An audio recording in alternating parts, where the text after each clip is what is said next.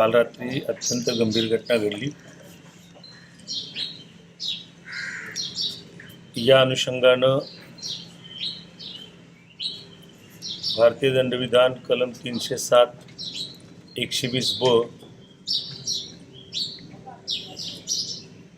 34, 143, 147, 148, 149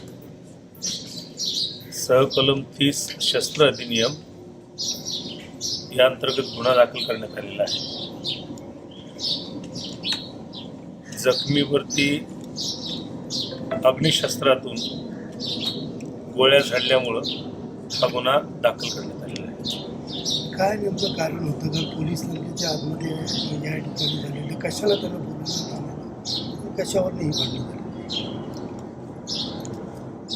मूळ घटना ही द्वारली गावातील एक जमीन आहे। त्या जमिनीच्या अनुषंगाने असलेली वाद या बाबतीत आहे।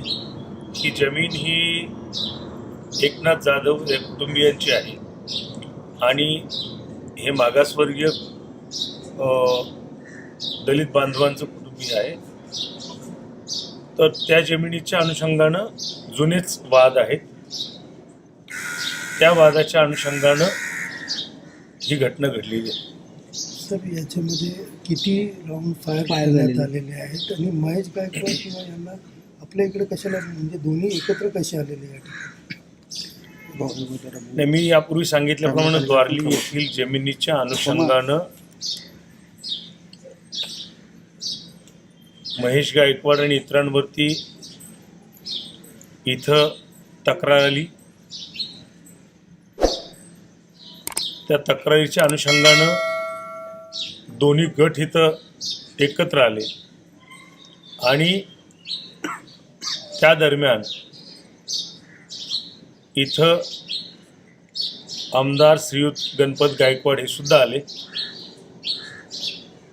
महेश गायकवाड, राहुल पाटील आणि यातील फिर्यादी चैनू जाधव हे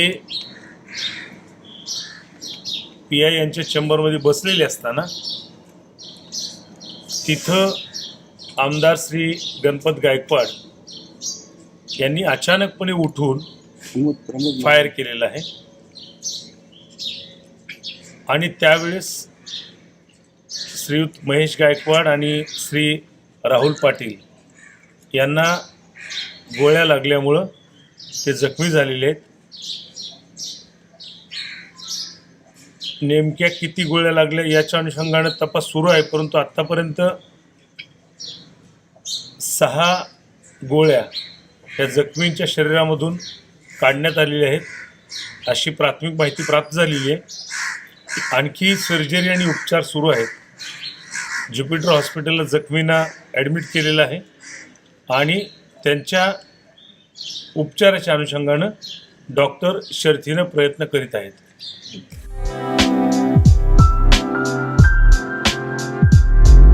MRN Construction Interior Decorator, Specialist in Civil Worker, Sliding, Fabrication, Plumbing, Painting, Marble Fitting, POP, Brick Wall, Water Purifying, PCC, RCC Works.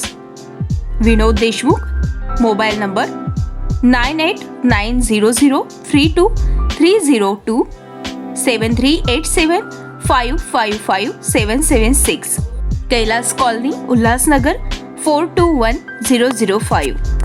आमच्या ताज्या घडामोडी, ताज्या बातम्या पाहण्यासाठी आमच्या चॅनेलला शेअर करा, सबस्क्राईब करा, लाईक करा आणि बेल आयकॉनवर क्लिक करा।